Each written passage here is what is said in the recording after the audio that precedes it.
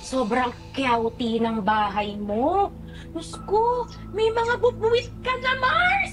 Ano ka ba naman? Alam mo, dapat maglinis kayo kasi may mga daga na kayo. Dadagain kayo dito, sinasabi ko sa'yo. Hoy!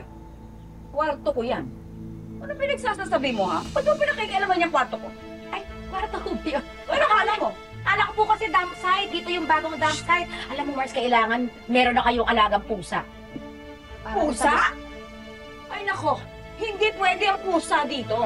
Ha? Meron akong hika. Maaamoy ko yung balahibo yan. Hihikain ako lalo. At saka yung mga pusang yan, marurumi yan. Mas malinis pa nga po yung mga pusa kaysa sa inyo eh. Bago ka magsalita ng ganyan, tignan mo muna yung sarili mo, ha? Ha? Akala mo malinis at maganda ka. Pero mukha ka namang bakla. Uy! Wow! Naku, Tama na tita! ho. Tama na Naku, ho. pasensya na. Hindi ako pumapatol sa mga matatanda. Oo, tita, Kaya tama alis na. na ako, Mars.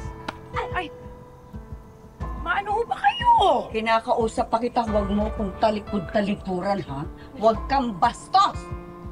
Sinasabi ko lang po yung mga bagay na hindi po sasabihin ng mabait kong kaibigan. Tingnan nyo naman, napakalinis po niya sa katawan niya at sa bahay. Pero ang ginawa ninyo, nagdugyot-dugyot kayo bilang biyanan niya.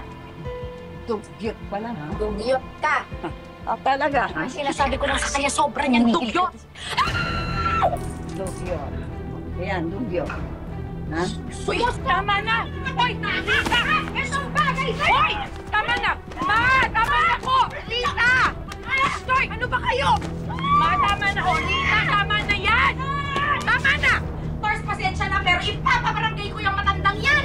Ipabarangay mo hanggang gusto mo para tumbong ka! Rita! Presidente! Wala kang pakialam! Huwag ka lang babalik dito!